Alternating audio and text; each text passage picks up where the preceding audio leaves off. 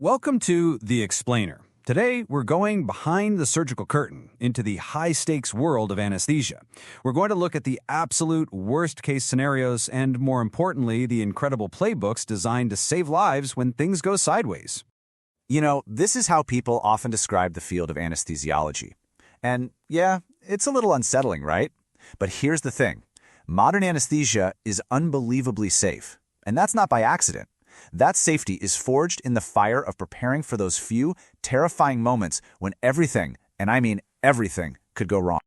All right, so let's get right into it. Think about what anesthesia actually is. It's intentionally taking control of your most vital functions, your breathing, your consciousness, your circulation, and pushing them right to the very edge. And because they're working so close to that line, anesthesiologists have to be absolute masters of catastrophe. Now look, the point of this isn't to freak you out about your next surgery. Seriously, it's the total opposite. What I want you to walk away with is a deep appreciation for the insane level of preparation and the step-by-step playbooks that make the modern OR one of the safest places on the planet. Okay, so where do we start? Let's go with the big one. The most primal, fundamental fear we all have, not being able to breathe. In the world of anesthesia, this has a name. It's the can't intubate, can't oxygenate scenario. They call it CICO for short. So what does that mean? It means the breathing tube won't go in. And the face mask? That's not working either. The clock is ticking and the patient's oxygen levels are dropping fast. This is exactly where tunnel vision, just getting stuck on trying the same failed thing over and over, can be fatal. And this is the playbook. This is what's so brilliant. It's not just a bunch of steps. It's a calm, logical escalation. It literally forces the provider to say, okay, plan A isn't working, we're moving on. The goal isn't get the tube in anymore. The goal is, and always was, get oxygen in.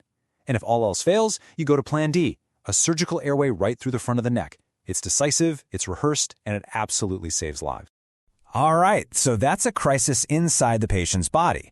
But what happens when the operating room itself turns hostile? Yeah, I'm talking about fire, an actual fire in the OR. You remember from science class, right? The fire triad. You need three things: an oxidizer, fuel, and an ignition source. Well, guess what? An operating room is basically a perfect storm, loaded with all three. You've got pure oxygen, flammable prep solutions and drapes, and ignition sources like cautery tools. The very things meant to heal can suddenly become incredibly dangerous. But the absolute ultimate nightmare? An airway fire. This is where maybe during a throat or neck surgery, that plastic breathing tube, the very thing delivering life-giving oxygen, catches fire inside the patient's airway. It literally turns into a blowtorch. So how do you fight that? With a playbook that demands immediate, lightning-fast action. There is zero time for hesitation. The whole protocol is designed to just dismantle that fire triad in a matter of seconds.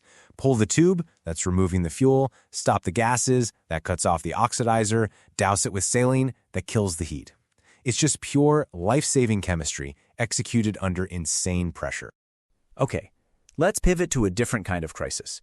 This one is more insidious. It's not about a lost airway or a fire. This is when the patient's own body wages a war against the very drugs that are supposed to be helping. So let's look at two of these pharmacological nightmares. First up, you've got malignant hyperthermia, or MH. It's a rare genetic thing where certain anesthetic gases basically light a metabolic fire inside the body's muscles. It's a total runaway reaction. They go for surgery, and they always ask, has anyone in your family ever had a bad reaction to anesthesia? Well, this is why.